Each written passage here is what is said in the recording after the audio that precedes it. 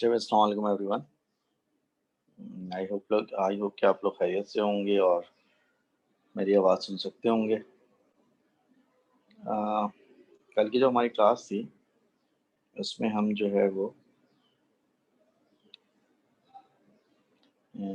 इसकी अपने क्या कहते हैं एनर्जी लेवल्स वाले टॉपिक की जो वर्कशीट सॉल्व कर रहे थे, वर्कशीट नंबर 34 और उसके 1-2 सवाल हमने कर लिए थे और अभी इसको ही फ़िलहाल हम कंटिन्यू करेंगे।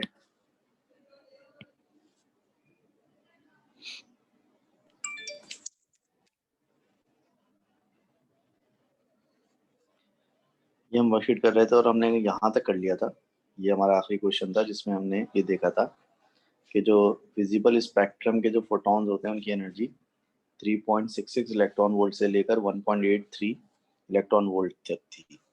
तो हमें ये डिटरमिन करना था कि कौन से फोटॉन्स हैं जो कि विजिबल स्पेक्ट्रम में आएंगे। तो हमारे सवाल में टोटल जो फोटॉन बन रहे थे वो 6 बन रहे थे। टोटल फोटॉन्स हमारे पास कितने बन रहे थे? 6 बन रहे थे। तो उन 6 में से जो 3 फोटॉन्स हैं आई थिंक उनकी जो एनर्जी है वो विजिबल स्पेक्ट्रम के अंदर आई होगी। एक की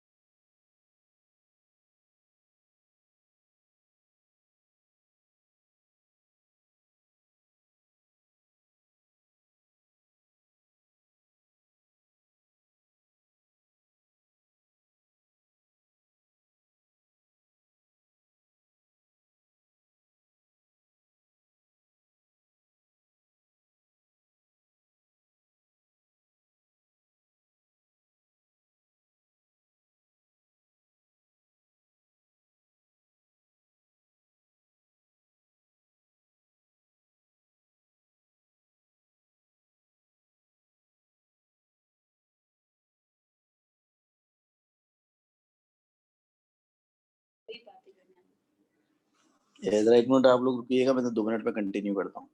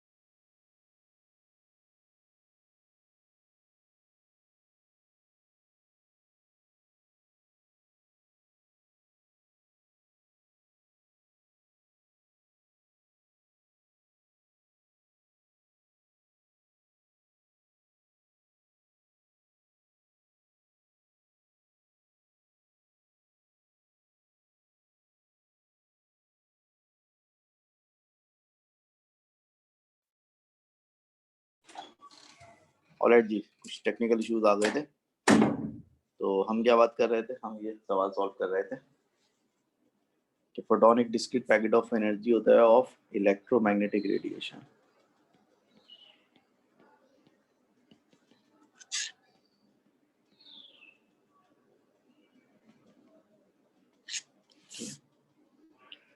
We can describe the appearance of a visible line emission spectrum as seen using a diffraction grating.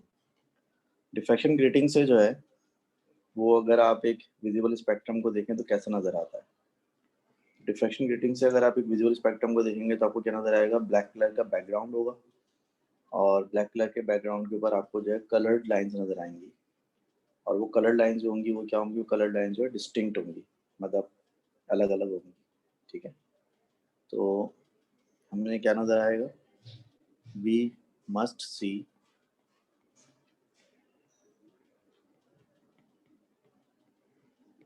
colored lines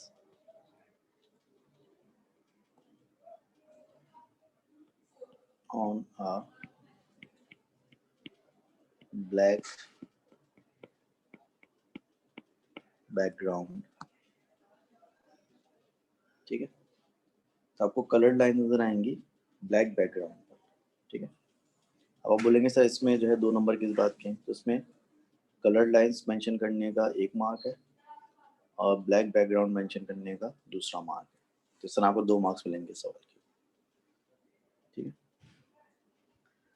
उसके बाद ये कह रहा है the lowest electron energy levels in an isolated hydrogen atoms are shown.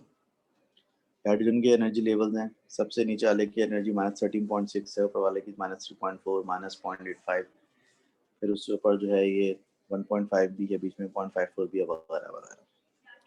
कह रहे electron is initially at energy levels -0.85 electron volt. State the total number of different wavelength that may be emitted as the electron de excites, यानी कि loses energy. Electron -0.85 electron वाले energy levels पर है, तो कितनी जो है वो वेवलेंथ जो है वो ये एमिट कर सकते हैं। अगर गौर से देखें 0.85 कहाँ पर है भाई, 0.85 ये वाला एनर्जी लेवल है।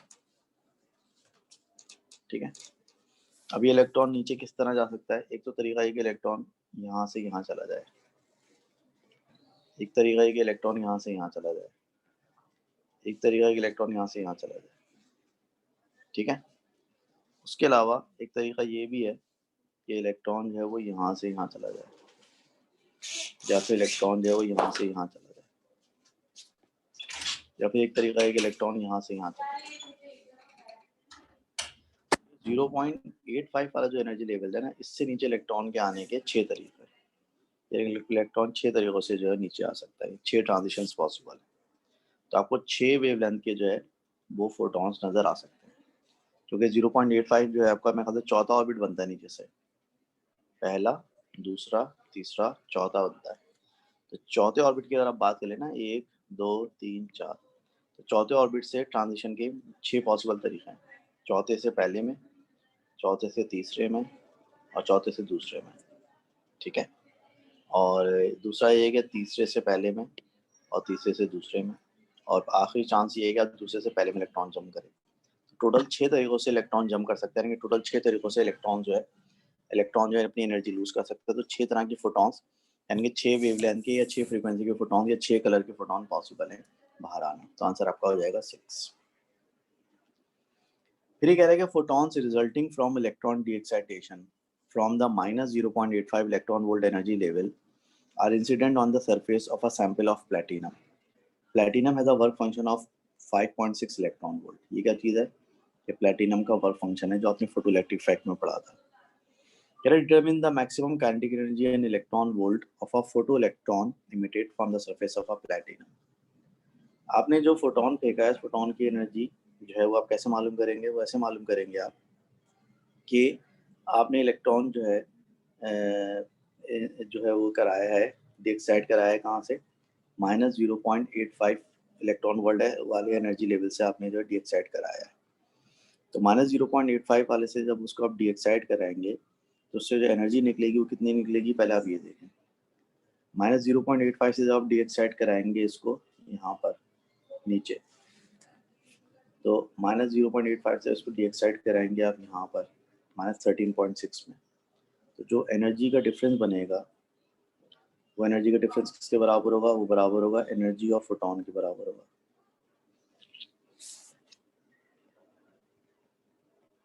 वो एनर्जी ऑफ फोटोन के बराबर होगा। एनर्जी ऑफ फोटोन कैसे आएगी? एनर्जी ऑफ फोटोन आएगी 13.6 और 0.85 के डिफरेंस है। तो 13.6 और 0.85 का डिफरेंस कितना बनता है? 12.75 इलेक्ट्रॉन वोल्ट बनता है। अब ये बात ध्यान में रखें कि डीएक्साइट करने का क्या मतलब है? डीएक्साइट करने का मतलब है कि इलेक्ट्रॉन जम करके ग्राउंड स्टेट में वापस आ जाए। जब आपका इलेक्ट्रॉन अगर 0.85 के लेवल पर है, जब वो डीएक्साइट होगा तो ग्राउंड लेवल उसका ये है पहला, ग्राउंड लेवल उसका ये है। तो लिहाजा ऊपर वाले ऑर्बिट से नीचे वाले ऑर्बिट तक आने तक, यानी कि ग्राउंड स्टेट के आने तक जो फोटोन की एनर्जी होगी वो इन दोनों एनर्जी लेवल्स के डिफरेंस ऑफ एनर्जी के बराबर होगी। तो इन दोनों का जो डिफरेंस ऑफ एनर्जी है 12.75 इलेक्ट्रॉन वोल्ट बनेगी, फोटोन की एनर्जी होगी। अब जो एनर्जी ऑफ फोटोन होती है, ठीक है, हमें पता है कि जो एनर्जी ऑफ फोटोन होती है, इसके बारे में हमने पढ़ा हुआ है कि जो एनर्जी ऑफ फोटोन होती है, क्या हो रहा है इसको भाई?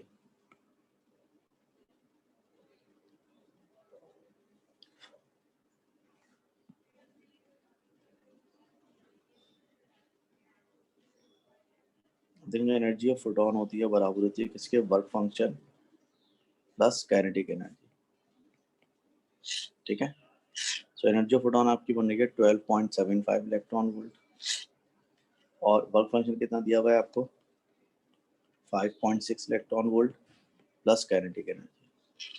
तो काइनेटिक एनर्जी बेचारी बराबर हो जाएगी किसके? काइनेटिक एनर्जी बराबर होगी 12.75 माइनस 5.6। तो 12.75 माइनस 5.6 कितना बनता है? देखें जरा,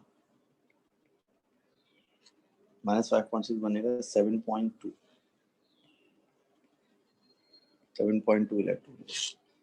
तो जो काइनेटिक एनर्जी होगी मैक्सिमम इलेक्ट्रॉन की, वो 7.2 इलेक्ट्रॉन वोल्ट हो जाएगी।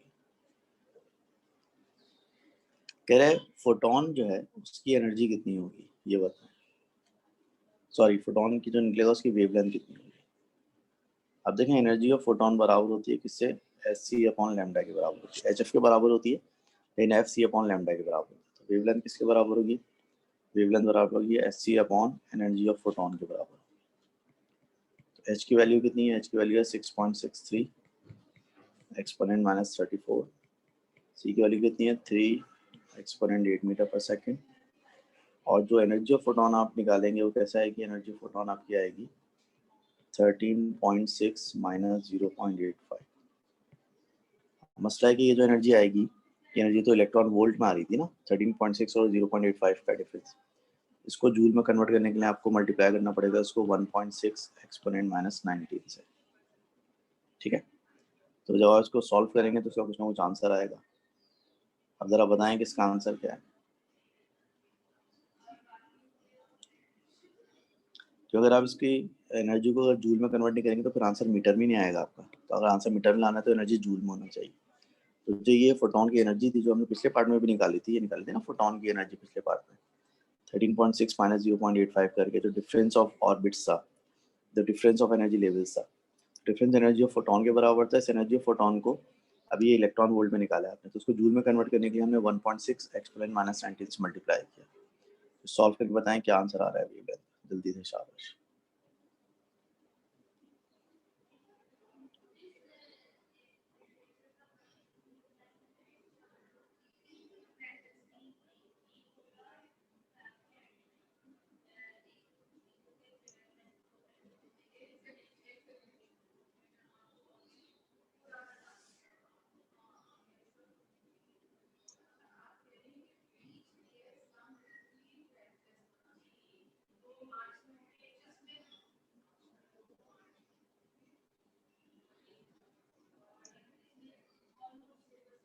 हाँ, खुदा के लिए बताएं क्या आंसर आ रहा है इसका।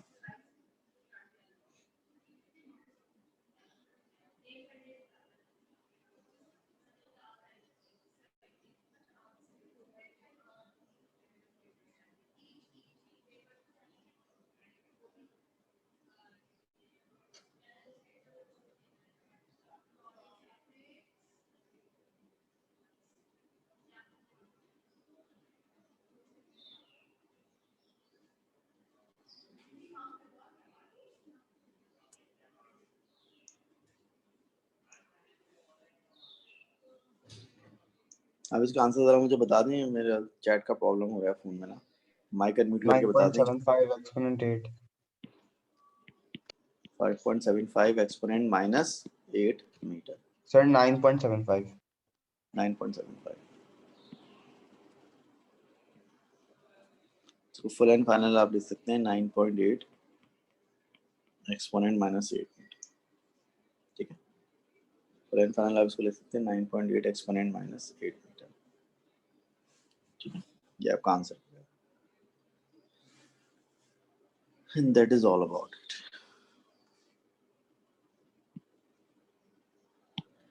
अब यहाँ पे कुछ चीज़ें और हैं इस चैप्टर में डिस्कस करने की, छोटी छोटी, उनको भी हम ज़रा डिस्कस कर लेते हैं। मिसाल के तौर पर अभी हम जो है वो एक चीज़ हम पढ़ रहे थे, स्पेक्ट्रम। तो स्पेक्ट्रम में क्या होता है, स्पेक्ट्रम में ये होता है कि जब आपके स्पेक्ट्रम में क्या होता है कि आपके जो ऑर्बिट्स होते हैं, ऊपर वाले ऑर्बिट्स, तो जब किसी ऊपर वाले ऑर्बिट से एक एक्साइटेड एटम वापस आता है अपने ग्राउंड स्टेट में, ठीक है, जब कोई इलेक्ट्रॉन जो है अपनी एक्साइटेड स्टेट से वापस अपने ग्राउंड स्टेट में आता है, तो वो दोनों ऑर्बिट्स की एनर्जी के बराबर एक फोटोन रिलीज करता है। ठीक है, और फर्स्ट केस की एनर्जी E2 है और उसकी एनर्जी E1 है, तो फोटोन जो बाहर आता है उस फोटोन की एनर्जी कितनी होती है, उस फोटोन की एनर्जी दोनों ऑर्बिट्स की एनर्जी के डिफरेंस के बराबर होता है। फोटोन की जो एनर्जी होती है दोनों ऑर्बिट्स की या दोनों एनर्जी लेवल्स की डिफरेंस ऑफ एनर्जी के बराबर होती है। ठीक है, अब देखें ये जो स्पेक्ट्रम होता है ना, इससे जो आपको कलर मिलेगा फोटोन की, ये जो आपको भी लाइट मिलेगी, तो इससे जो फोटॉन बाहर निकलते हैं, तो इस स्पेक्ट्रम को हम कहते हैं इमिशन स्पेक्ट्रम। क्या कहते हैं इसको? हम इमिशन स्पेक्ट्रम कहते हैं। इसको इमिशन स्पेक्ट्रम कहने की वजह ये कि इसमें जो फोटॉन्स हैं वो क्या हो रहे हैं, इसमें फोटॉन्स जो हैं वो इमिट हो रहे हैं। इसको इमिशन स्पेक्ट्रम कहने की वजह है कि इसमें फोटॉन्स इमिट हो रहे हैं, that is why it is called emission spectrum. इसको इमिशन स्पेक्ट्रम कहते हैं। एक और स्पेक्ट्रम भी होता है, और उस स्पेक्ट्रम को हम क्या कहते हैं, उस स्पेक्ट्रम को हम एब्जॉर्प्शन स्पेक्ट्रम कहते हैं। क्या कहते हैं? Absorption spectrum.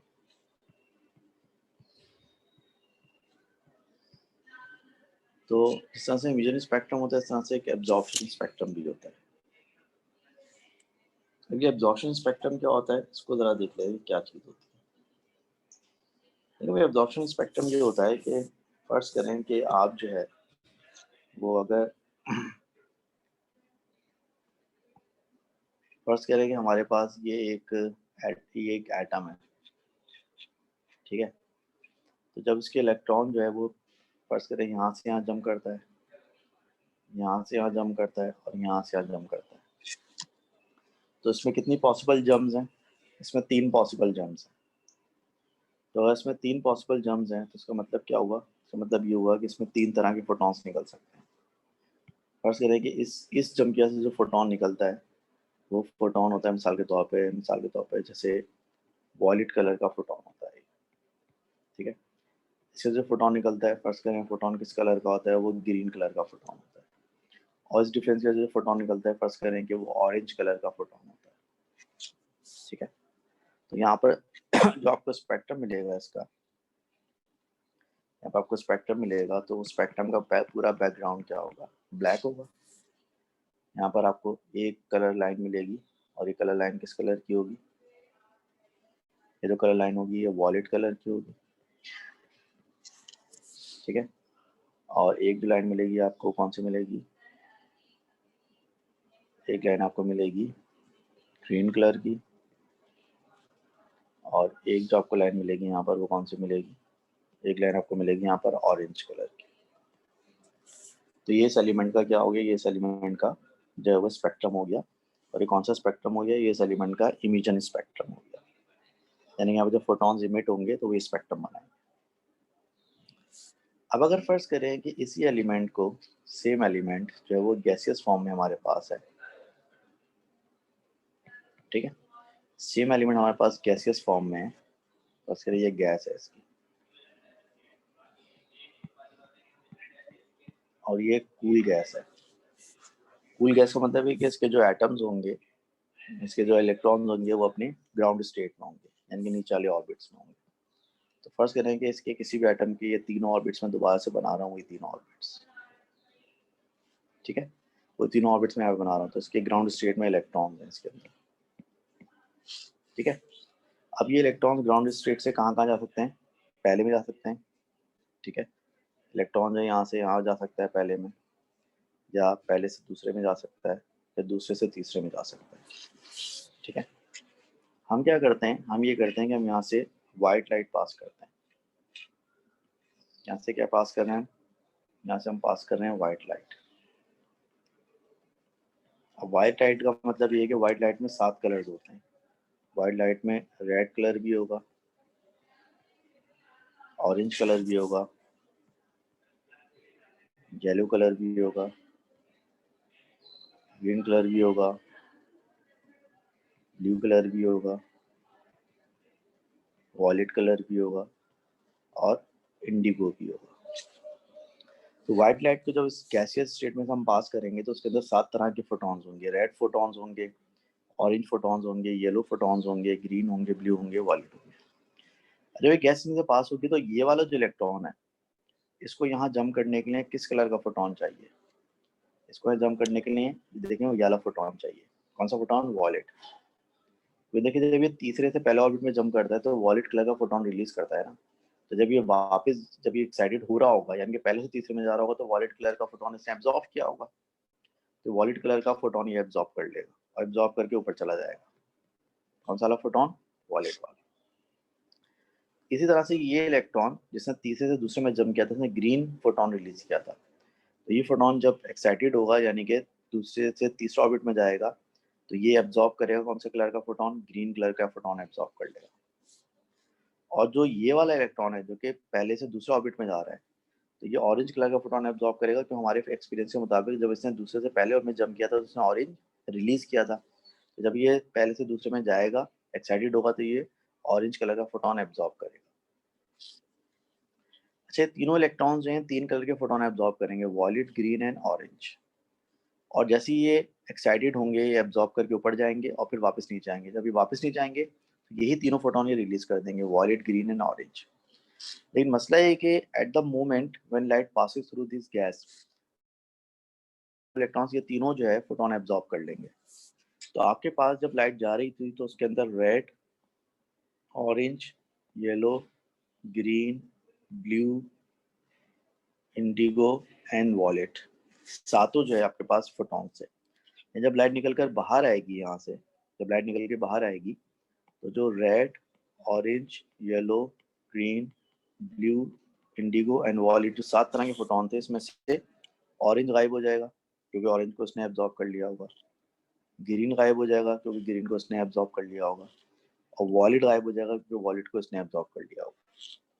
तो अगर आप इस लाइट को एक प्रिज्म में से पास करें, ठीक है, इस लाइट को आप एक प्रिज्म में से पास करें, प्रिज्म में से पास करने के बाद अगर आप इसका स्पेक्ट्रम बनाएं ब्लैक शीट पे, स्पेक्ट्रम में आपको क्या मिलेगा, स्पेक्ट्रम में आपको रेड कलर मिलेगा, और रेड के बाद ऑरेंज मिसिंग होगा, ठीक है, रेड के बाद ऑरेंज मिसिंग होगा। फिर आपको कौन सा कलर मिलेगा, आपको येलो कलर मिल जाएगा, ये येलो कलर मिल गया आपको। फिर ग्रीन मिसिंग होगा, फिर ग्रीन के बाद आपको जो है ब्लू कलर मिल जाएगा यहाँ पर, उसके बाद आपको इंडिगो कलर मिल जाएगा यहाँ पर, लेकिन फिर वॉलेट मिसिंग होगा, ठीक है, वॉलेट मिसिंग होगा। तो ये जो स्पेक्ट्रम मिला है हमें, ये स्पेक्ट्रम क्या कहलाता है, ये स्पेक्ट्रम जो है एब्जॉर्प्शन स्पेक्ट्रम कहलाता है। ये कौन सा स्पेक्ट्रम है, ये एब्जॉर्प्शन स्पेक्ट्रम।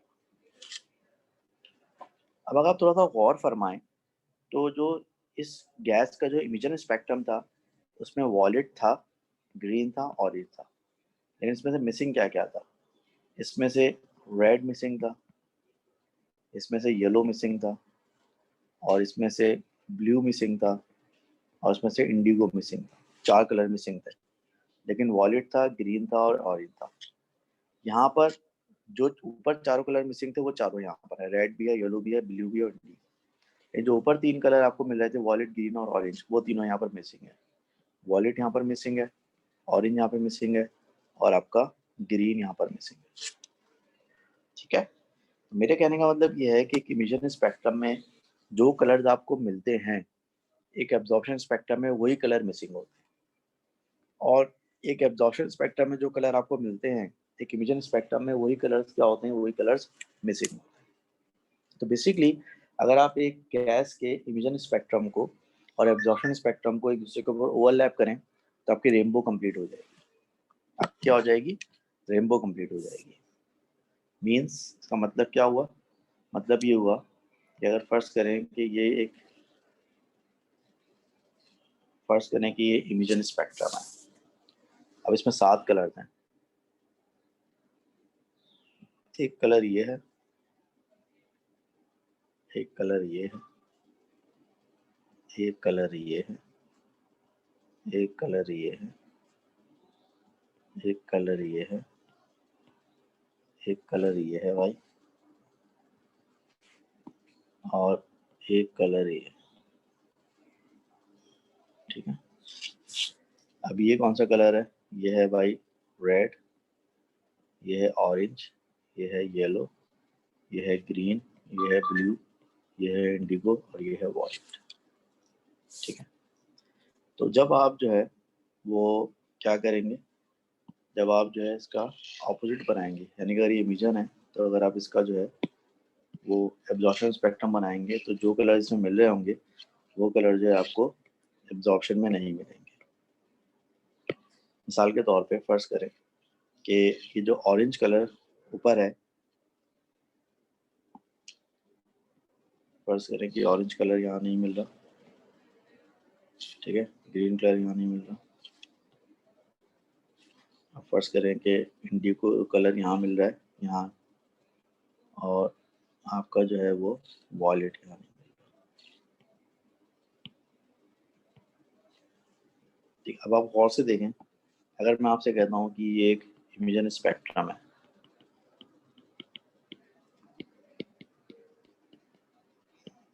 और इस सेम गैस का एब्जॉर्प्शन स्पेक्ट्रम है, तो आप देखें दोनों एक दूसरे का ऑपोजिट है। ऊपर जो कलर है वो नीचे नहीं है और नीचे जो कलर है वो ऊपर है। अगर हम ऐसा करेंगे, इन दोनों को अगर ओवरलैप कर ले मिसाल के तौर पर, इन दोनों को हम अगर ओवरलैप कर ले यहाँ पर,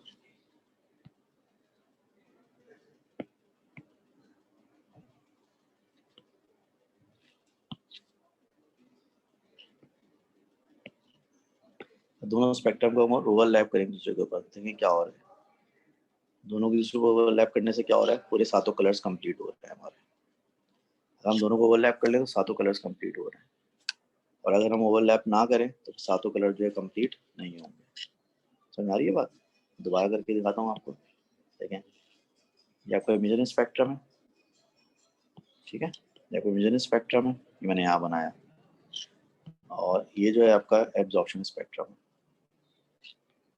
तो अगर आप इमेजिन स्पेक्ट्रम को और एब्जॉर्प्शन स्पेक्ट्रम को एक दूसरे के ऊपर ओवरलैप करा दें, ये देखिए मैंने ओवरलैप करा तो क्या हो रहा है?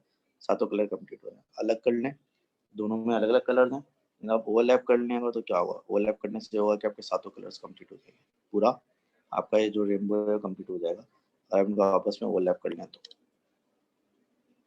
ठीक है भाई, हजम हो रही है बात सब लोगों को? ये तो ये जो स्पेक्ट्रम है क्या कहलाता है? ये इमिशन स्पेक्ट्रम कहलाता है जनाब।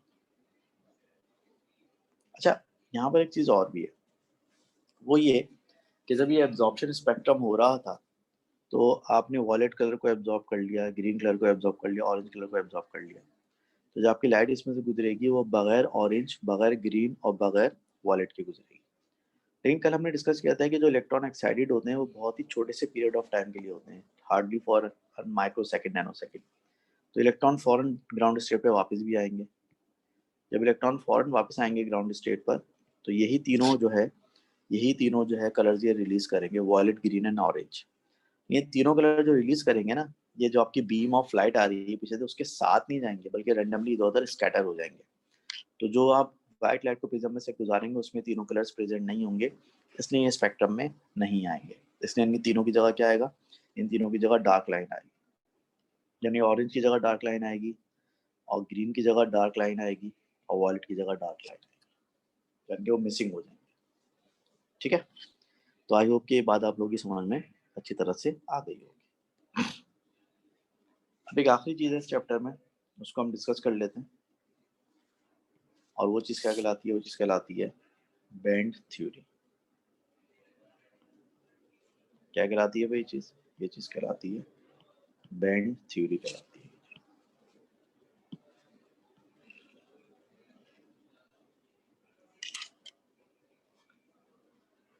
अभी जो बैंड थ्योरी है इसके मैं आपको जो है नोट्स अभी प्रोवाइड कर देता हूँ राइट नाउ, और उसको आप अच्छी तरह से पढ़िए, गो थ्रू कीजिएगा। मैं आपको पूरा इसको एक्सप्लेन कर देता हूँ डिटेल में, लेकिन बाकी चीज़ें जो है आपको नोट्स पढ़ के पता चलेंगी, और नोट्स पढ़ने के बाद आपके जहनों में कुछ सवाल पैदा होंगे, तो सवाल इंशाअल्लाह आप मुझसे जो है नेक्स्ट क्लास में मालूम कीजिएगा। ठीक है, देखिए होता ऐसा है कि हम किसी भी एक एटम में क्या होता है, न्यूक्लियस होता है इसका, उसका एक एनर्जी लेवल होता है जिसमें एक इलेक्ट्रॉन पाए जाते हैं, दूसरा एनर्जी लेवल होता है इसमें इलेक्ट्रॉन पाए जाते हैं, फिर तीसरा एनर्जी लेवल होता है इसमें इलेक्ट्रॉन पाए जाते हैं। अब अगर फर्स्ट करें एक और ऐसा एटम है, तो ये उसका पहला एनर्जी लेवल है, दूसरा एनर्जी लेवल है, तीसरा एनर्जी लेवल है। फिर एक तीसरा एक एटम है, उसका एनर्जी लेवल है, दूसरा एनर्जी लेवल, तीसरा energy level, and so on. अगर आप एक मटेरियल को उसकी सॉलिड फॉर्म में अगर देखें, ठीक है, तो आपको पता है कि सॉलिड के अंदर जो मॉलिक्यूल्स होते हैं या एटम्स होते हैं, they are very closely packed, वो बिल्कुल एक दूसरे से बिल्कुल अटैच हुए होते हैं। और चूंकि सॉलिड्स में एटम जो है क्लोजली पैक्ड होते हैं, तो उसकी वजह से क्या होता है कि उनके एनर्जी लेवल्स आपस में एक दूसरे के साथ मर्ज कर जाते हैं। मिसाल के तौर पर ये एक एटम का पहला ऑर्बिट है, ये दूसरे एटम का पहला ऑर्बिट है, ये तीसरे एटम का पहला ऑर्बिट है, ये चौथे एटम का पहला ऑर्बिट है। यानी कि ये हम तकरीबन सारे एटम जो बिल्कुल एक दूसरे के क्लोज हैं, उनके एनर्जी लेवल एक दूसरे के साथ क्या कर जाएंगे, मर्ज कर जाएंगे। आप इसको इस तरह समझें, मतलब ये एग्जैक्ट एग्जाम्पल तो नहीं होगी, लेकिन मैं आपको समझाने के लिए कह रहा हूँ। फर्स्ट करें कि ये हमारा सोलर सिस्टम है, ये सूरज है, ये पहले प्लैनेट का ऑर्बिट है, दूसरे प्लैनेट का ऑर्बिट है, तीसरे प्लैनेट का ऑर्बिट है। अब अगर फर्स्ट करें एक ऐसा हम एक और आइडेंटिकल सोलर सिस्टम बनाते हैं, तो उसका भी सन ये होगा, पहला प्लैनेट का ऑर्बिट, दूसरे प्लैनेट का, तीसरे प्लैनेट का। एक और सोलर सिस्टम लेते हैं आइडेंटिकल। अभी सारे सोलर सिस्टम आइडेंटिकल है। अब इन सारे सोलर सिस्टम को अगर हम आपस में मर्ज कर दें, स्पेस में हम सारे सोलर सिस्टम एक जगह लाके जमा कर दें, सबके पहले पहले ऑर्बिट एक जगह पर आ जाएंगे, सबके दूसरे दूसरे ऑर्बिट एक जगह पर आ जाएंगे, सबके तीसरे तीसरे ऑर्बिट एक जगह पर आ जाएंगे। तो लिहाजा एटम्स में भी ऐसे होता है, जब एटम्स को हम मर्ज करते हैं तो सबके एनर्जी लेवल आपस में मर्ज होते हैं। तो फर्स्ट करें कि इनके पहले पहले ऑर्बिट आपस में मर्ज हो गए, फिर थोड़े डिस्टेंस पर क्या होगा, थोड़े डिस्टेंस पर इनके दूसरे दूसरे जो ऑर्बिट्स आपस में मर्ज हो जाएंगे, थोड़े डिस्टेंस पर उनके तीसरे तीसरे जो ऑर्बिट्स हैं वो आपस में मर्ज हो जाएंगे। तो ये जब ऑर्बिट्स यानी कि एनर्जी लेवल्स आपस में मर्ज होते हैं, तो आपस में जब ये मर्ज होते हैं तो ये एक जो है बैंड बना लेते हैं। क्या बना लेते हैं? बैंड। यानी कि बैंड जो होता है बेसिकली वो बहुत सारे एटम्स जो कि एक जगह पे मौजूद हों, उनके कॉरिस्पॉन्डिंग एनर्जी लेवल्स का कॉम्बिनेशन होता है।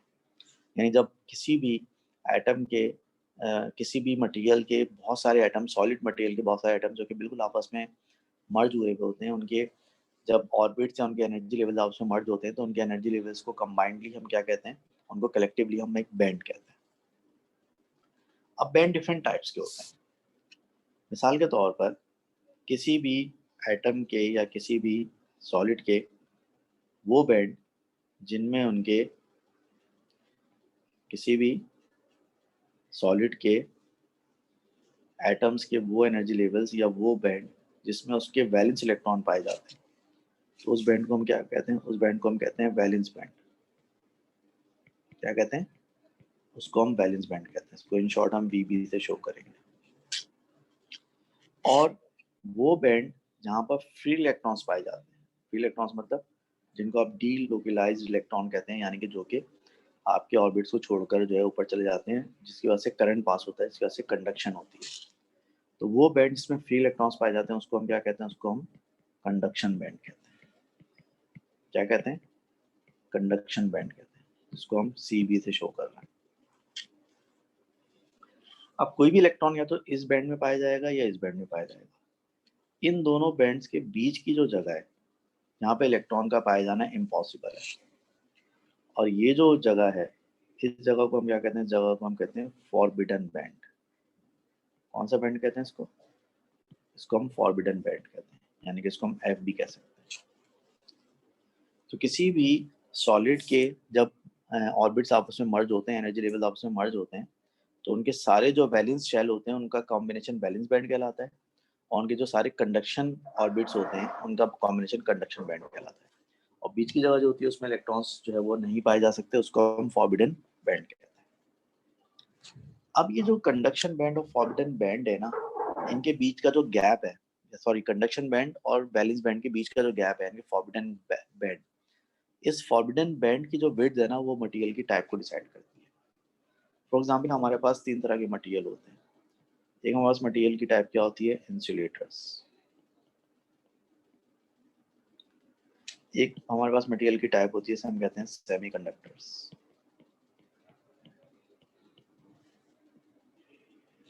और एक हमारे पास मटेरियल की टाइप होती है, हम क्या कहते हैं, हम कहते हैं कंडक्टर्स।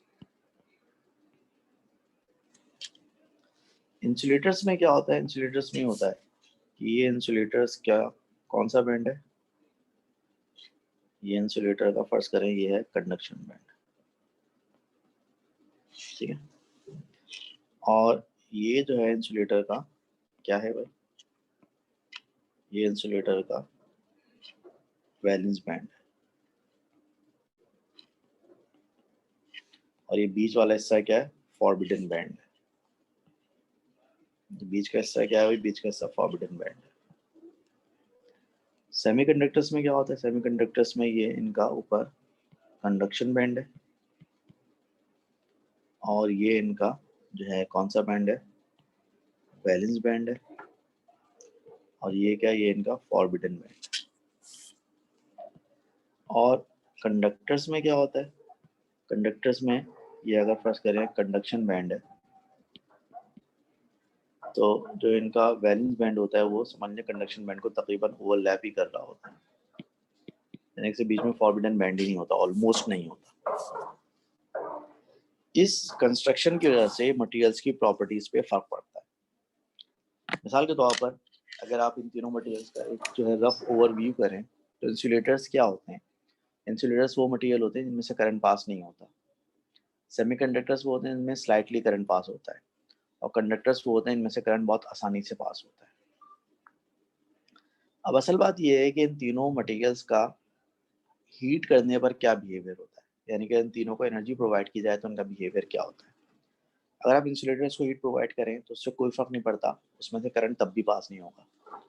लेकिन अगर आप सेमीकंडक्टर्स को अगर हीट करें ना, तो उसकी कंडक्शन बढ़ जाती है, यानी कि वो करंट को आराम से पास करने लगता है। अगर आप कंडक्टर्स को हीट करें तो उससे उनकी कंडक्शन और ख़राब हो जाती है, यानी कि उनकी रेजिस्टेंस बढ़ जाती है। इस बिहेवियर को आप बैंड थ्योरी के जरिए जो है समझ सकते हैं। देखें, जो इंसुलेटर्स हैं ना, इनका फॉरबिडन बैंड इतना ज़्यादा है कि आप इलेक्ट्रॉन्स को, वैलेंस शेल वाले इलेक्ट्रॉन्स को चाहे जितनी भी एनर्जी देते हैं, ये जम करके कंडक्शन बैंड में नहीं पहुंच सकते। और जब तक कंडक्शन बैंड में इलेक्ट्रॉन्स नहीं होंगे, यानी कि फ्री इलेक्ट्रॉन्स नहीं होंगे, तो कंडक्शन नहीं होगी, करंट पास नहीं होगा। इसलिए इंसुलेटर्स जो है उनमें कंडक्शन नहीं होती, चाहे उसको जितना भी हीट कर दें। सेमीकंडक्टर्स में कंडक्शन बैंड में बहुत कम इलेक्ट्रॉन्स होते हैं, लिहाजा आमतौर पर उसमें भी कंडक्शन ना होने के बराबर होती है।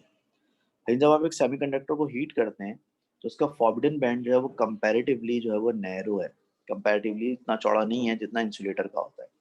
लिहाजा इसके जो वैलेंस शेल से, जो वैलेंस बैंड से जो इलेक्ट्रॉन है वो जम करके एनर्जी गेन करके जम करके कंडक्शन बैंड में जा सकते हैं। तो लिहाजा जब सेमीकंडक्टर को आप हीट करेंगे और उसके वैलेंस बैंड के इलेक्ट्रॉन्स जो है वो जम करके कंडक्शन बैंड में जाएंगे, तो वहां पर उसकी कंडक्शन बढ़ेगी, यानी कि रेजिस्टेंस कम हो जाएगी। कंडक्टर्स में क्या होता है कि वैलेंस बैंड और कंडक्शन बैंड ऑलरेडी ओवरलैप है, तो लिहाजा यहाँ पर जो है ऑलरेडी जो है वो वैलेंस शेल के इलेक्ट्रॉन जम करके कंडक्शन बैंड में जा चुके होते हैं। इसी वजह से कंडक्टर्स के अंदर जो है कंडक्टिविटी बहुत अच्छी होती है और उसमें करंट बहुत आराम से पास होता है। अगर आप इसको हीट करेंगे, तो इसको अगर आप हीट करेंगे तो वैलेंस शेल के इलेक्ट्रॉन्स को कंडक्शन बैंड में जाने की जरूरत तो है नहीं, जिनको जाना था वो पहले जा चुके हैं। तो लिहाजा जो माइग्रेशन ऑफ इलेक्ट्रॉन्स है वो तो नहीं होगी इसमें, बल्कि इसको उल्टा नुकसान हो जाएगा। नुकसान ये हो जाएगा कि इलेक्ट्रॉन्स जो है वाइब्रेट करने लगेंगे, एटम्स वाइब्रेट करने लगेंगे। और जब एटम्स वाइब्रेट करने लगेंगे तो इलेक्ट्रॉन्स का फ्लो जो है वो अफेक्ट होगा, यानी कि इलेक्ट्रॉन्स का फ्लो करना मुश्किल हो जाएगा, यानी कि बेसिकली आपकी रेजिस्टेंस जो है बढ़ जाएगी। तो एग्जामिनर आपसे इस तरह सवाल पूछ सकता है कि जब आप इंसुलेटर्स को हीट करते हैं तो इंसुलेटर्स को हीट करने के बावजूद उनकी रेजिस्टेंस कम नहीं होती या उनकी कंडक्शन नहीं बढ़ती, तो उसकी क्या वजह है। तो उसकी वजह ये है, जब आप इंसुलेटर्स को हीट करते हैं तो वैलेंस बैंड के इलेक्ट्रॉन्स एनर्जी गेन करते हैं, लेकिन वो एनर्जी इनफ नहीं होती फॉरबिडन बैंड को जो है वो जम करने के लिए, because forbidden band is so wide in insulators that valence band के जो इलेक्ट्रॉन्स हैं they can not jump it no matter how much energy you provide, but valence band के इलेक्ट्रॉन्स जो है कभी भी एनर्जी गेन करके कंडक्शन बैंड में शिफ्ट नहीं हो सकते. That is why the resistance or the conduction of insulator remains unchanged even when you provide energy. Semiconductors में एग्जाम में सवाल पूछ सकता है कि why the resistance of semiconductor decreases, क्या why the conduction in semiconductors increases when you provide some energy or when you provide some heat. तो उसका जवाब क्या होगा कि जो forbidden gap in semiconductors या forbidden band in semiconductor is comparatively narrower, वो थोड़ा narrow है compared to the forbidden band of insulators.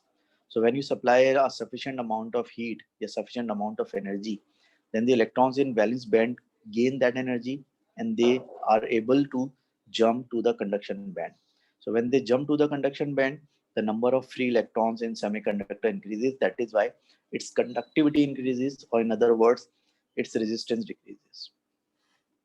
Now as far as conductors are considered, तो उसके बारे में examiner may ask कि भाई why the resistance of conductors increases when they are heated. इसका जवाब ये कि when you heat conductors, so valence shell के जो electrons हैं they are already in conduction band, so they don't need any energy to jump to the conduction band because they are already in conduction band. That is why there is a large number of free electrons always available in conduction band of conductors or metals. That's why they conduct electricity very well.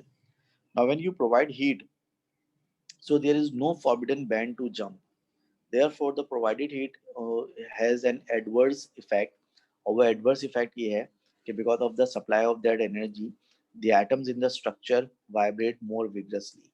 Now when these atoms vibrate more vigorously, they create a problem for the flow of electrons. And when there is a problem in the flow of electrons, it means there is a problem in the conduction of current, which is called resistance. That is why the resistance of conductors increases when you supply heat or when you heat them, or when you provide energy to them. इसी logic की basis पर आप जो है वो behaviour of a thermistor भी explain कर सकते हैं. अब देखें थर्मिस्टर क्या होता है, जरा याद करें. थर्मिस्टर एक ऐसा मटेरियल होता है, थर्मिस्टर एक ऐसा रेजिस्टर होता है जिसकी रेजिस्टेंस जो है वो हीट करने पर कम होती है. बेसिकली इसकी वजह क्या, उसकी वजह है कि thermistor is made of a semiconductor. उसकी वजह क्या है कि जो आपका जो थर्मिस्टर है वो एक सेमीकंडक्टर का बना हुआ होता है. लिहाजा जब थर्मिस्टर को हीट सप्लाई करते हैं तो उसका जो सेमीकंडक्टर मटेरियल है उसके वैलेंस बैंड के इलेक्ट्रॉन्स उस एनर्जी को गेन करके कंडक्शन बैंड में जाते हैं, और जब वो कंडक्शन बैंड में जाते हैं तो उससे कंडक्टिविटी बढ़ती है, रेजिस्टेंस कम होती है, इसलिए थर्मिस्टर की रेजिस्टेंस कम हो जाती है. आप एलडीआर के बिहेवियर को भी इससे एक्सप्लेन कर सकते हैं. ठीक है, आप जो है वो एक एलडीआर के बिहेवियर को भी इससे एक्सप्लेन कर सकते हैं. एलडीआर में क्या होता है, एलडीआर में ये होता है कि जब उस पर लाइट गिरती है तो लाइट गिरने की वजह से उसकी रेजिस्टेंस कम होती है. तो लाइट गिरने की वजह से एलडीआर की रेजिस्टेंस इसलिए कम होती है भाई, क्योंकि जब आप लाइट फेंकेंगे तो लाइट में क्या होते हैं, लाइट में फोटॉन्स होते हैं. तो आपके जो वैलेंस बैंड के इलेक्ट्रॉन्स हैं उन फोटॉन्स को एब्जॉर्ब करेंगे, एनर्जी गेन करेंगे और जंप करके कंडक्शन बैंड में शिफ्ट होंगे. और जब वो कंडक्शन बैंड में शिफ्ट होंगे तो ज़्यादा फ्री इलेक्ट्रॉन्स बढ़ेंगे, रेजिस्टेंस ऑफ एलडीआर कम हो जाएगी. ठीक है, इसके अलावा ये जो बैंड थ्योरी है इसको आपको और भी थोड़ा पढ़ना चाहिए. मैं इसके नोट्स आपके साथ अभी शेयर करता हूँ, इसकी पीडीएफ फाइल, उसको आप अच्छी तरह से पढ़ें. तो उससे क्या फ़ायदा होगा, उससे फ़ायदा ये होगा भाई कि आपको पता चलेगा, जो मैंने बातें बताएंगी डिटेल में पता चलेंगी. इसके अलावा आपको एक दो नई बातें और भी पता चलेंगी, और मैं उससे नहीं बता रहा क्योंकि मैं चाह रहा हूँ कि आप पहले वो नोट्स पढ़ें. ठीक है, तो वो नोट्स आप बहुत थॉरली पढ़ें, तो फिर जो है वो इंशाल्लाह ताला इस पर हम दोबारा बात कर सकेंगे. और कंडक्शन बैंड और जो बैंड थ्योरी है इसके नोट्स मैं आपके साथ अभी शेयर करता हूँ. अगर आप मुझे 1 मिनट दें. कहाँ है भी कंडक्शन बैंड,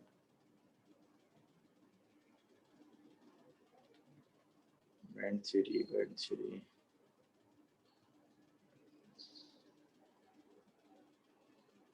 बस मैं अभी क्लास ख़त्म कर रहा हूँ, और क्लास ख़त्म करते ही मैं आपके साथ बैंड थ्योरी के जो नोट्स अभी शेयर करता हूँ. ठीक है, बाकी इंशाल्लाह ताला जो है फिर हम कल की क्लास में जो है मोस्ट प्रोबेबली कुछ नया स्टार्ट करेंगे. ठीक है, चलना सही है. Thank you ji.